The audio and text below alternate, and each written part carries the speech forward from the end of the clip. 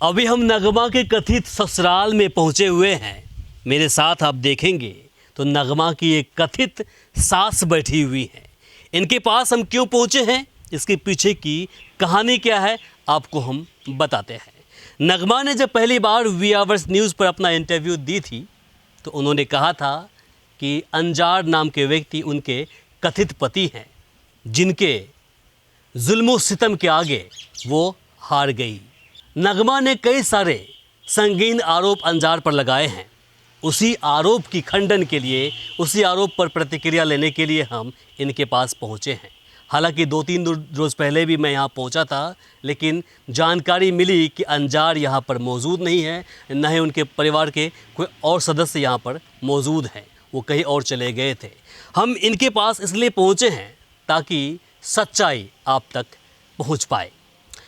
नगमा ने आरोप लगाया, क्या आरोप लगाया, आप तक वो बात पहुंच गई है, लेकिन एक पक्ष की बात सुनकर फैसला करना नाइंसाफ़ी है। और यही वजह है कि वी आवर्स न्यूज़ हमेशा सत्य दिखाता है, उसमें कोई मिलावटी नहीं होता है।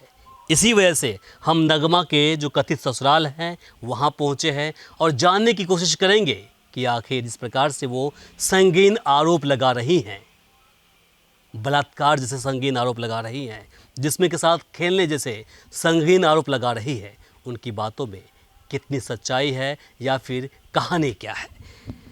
सबसे पहले आप मुझे बताएं कि नगमा के साथ आपका क्या रिश्ता है। मेरी बहन बेटी है। अपनी बहन बेटी हैं? अपनी बहन बेटी है। अच्छा, आपकी जो बेटा है अंजार आलम, उस पर संगीन आरोप लगे हैं। आरोप यह है कि आपके बेटे ने नगमा के साथ ज्यादती की है, उनके जिस्म के साथ खेला है और फिर जब वो प्रेग्नेंट हो गई उसे छोड़ दिया गया है। तो इन बातों में कितनी सच्चाई है, पूरी बात बताइए आप। उसके बाद 2021 में 6 तारीख को शाम में मेरा बेटा फार्म ट्रैक्टर शोरूम से जब गिरफ्तार कर लिया पुलिस उनको, तो हमको थाना से फ़ोन आता है, मम्मी हमको पुलिस पकड़ के थाना पे ले आया है, सो तुम यहाँ पहुँचो। उसके बाद हमको कोई सवारी नहीं मिला, तो हम एक ट्रैक्टर पकड़ के थाना पर जब जाते हैं तो देखते मेरा बेटा बेसुध बेहोश, मेरा बेटा पड़ा हुआ, उसको पुलिस जो है एक टोटो में लोड कर रहा था उठा करके। बड़ा बाबू वहीं पे खड़े थे, तो काफ़ी हमने रोने लगे, काफ़ी चीखने लगे जो मेरा बेटा को मार दिया मार दिया, काफ़ी चीखने लगे।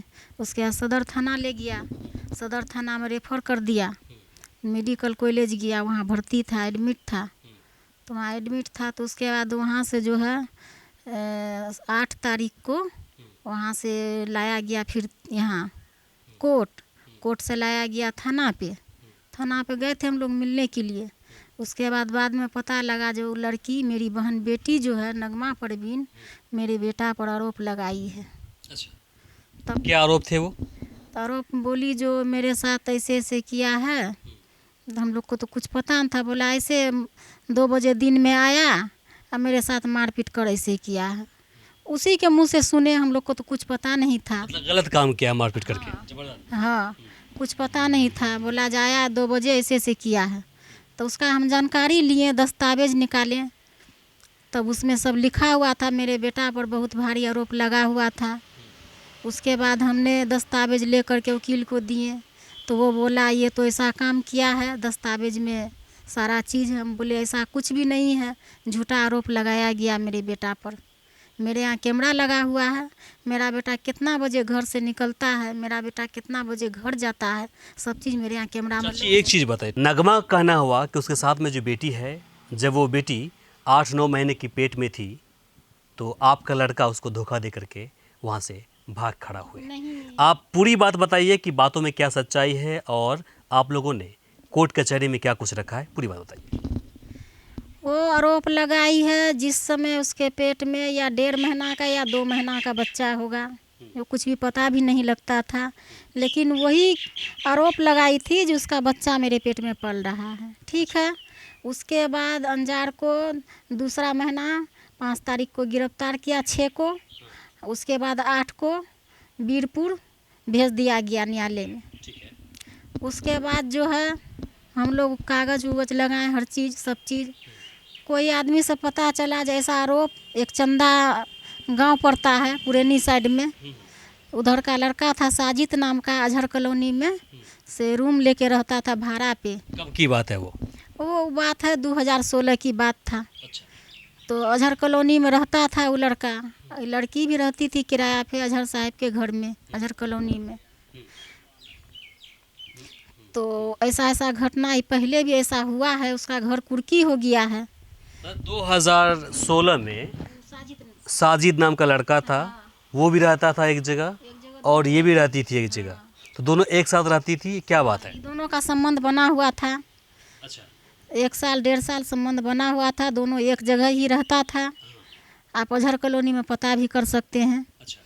उसके बाद जपलपट्टी रोड में गौतम इन्फोटेक था, वहाँ शायद कंप्यूटर सीखने जाती थी। 2016 की बात कर रही हैं? अच्छा। लड़का भी और ये लड़की भी, नगमा परवीन भी। अच्छा। साजिद और नगमा परवीन दोनों वहाँ सीखने जाता था। अब दोनों को क्या था नहीं था, एक जगह ही रहती थी, साल भर से रिलेशन बना हुआ था। कहीं भी घूमने जाती थी तो उसके साथ में जाती थी। ठीक है।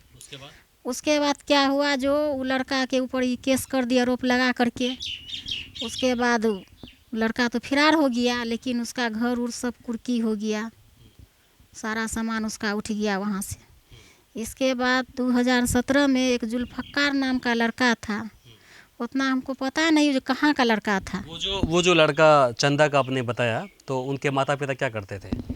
उसका पिताजी जो है कभी टेम्पू चलाते थे, कभी माताजी तो घर में ही रहती थी। माताजी घर में ही रहती थी, पिताजी टेम्पू चलाते थे, कभी पटना कभी पूर्णिया कभी कहीं रहते थे। आपके हिसाब से इन्होंने, नगमा ने उनको भी केस के में डाल करके बर्बाद कर दिया, लड़का भागे रह गए और घर कुर्की हो गई। अभी तक वो लड़का फरार है, उसका घर कुर्की हो गया, उसकी माँ का आंगनबाड़ी का नौकरी ख़त्म हो गया, सारा कुछ चला गया। अच्छा। तो कोई 2016 के बाद फिर क्या हुआ?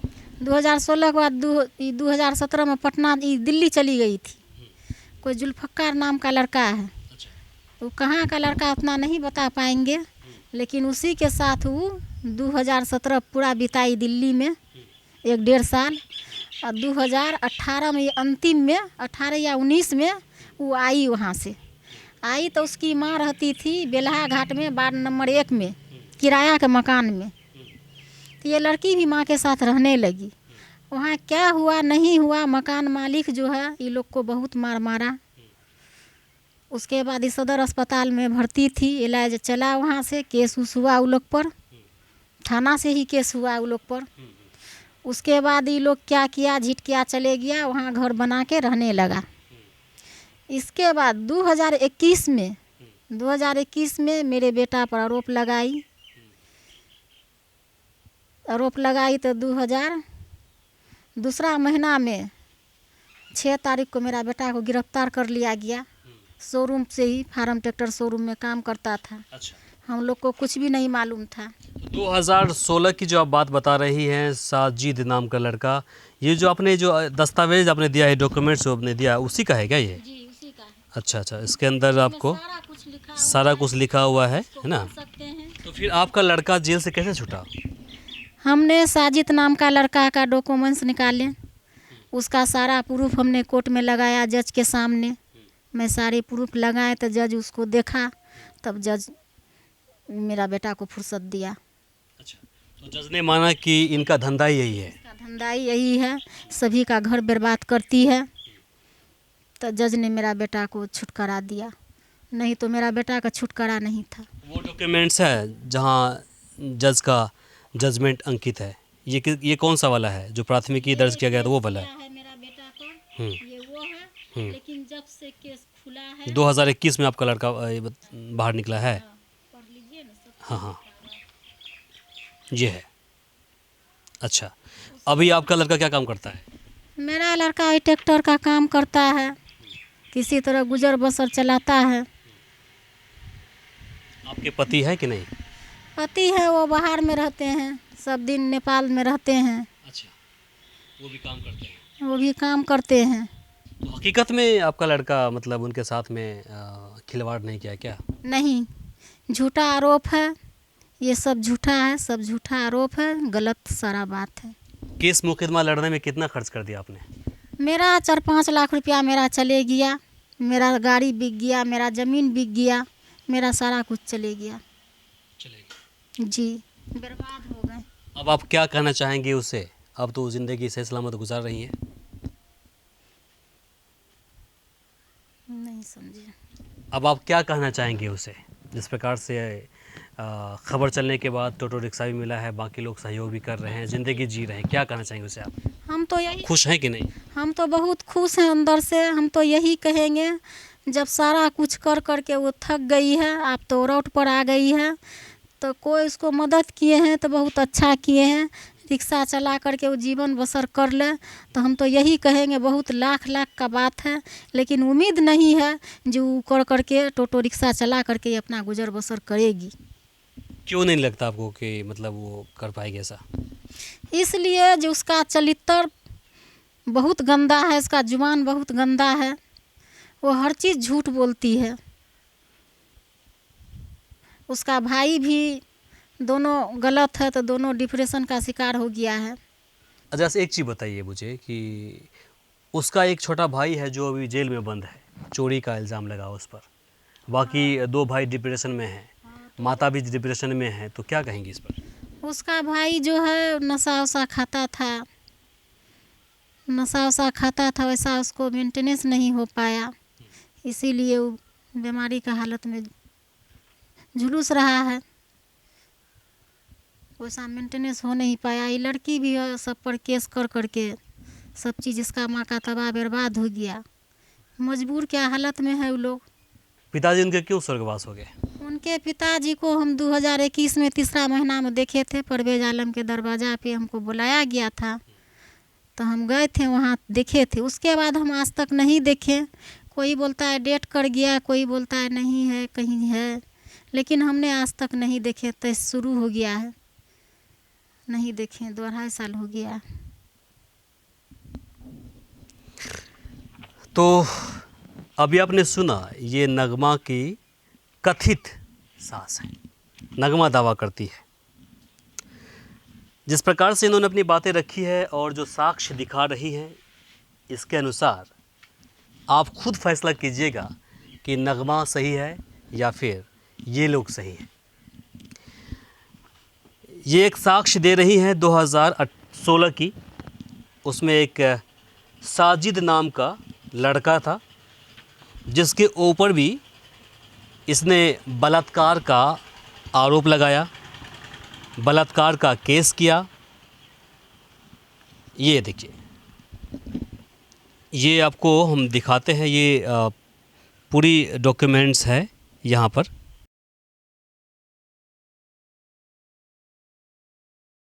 हमारे इस चैनल को सब्सक्राइब करें, साथ ही बेल आइकन पर प्रेस करना ना भूलें, ताकि हर अपडेट्स आप तक पहुंचती रहे।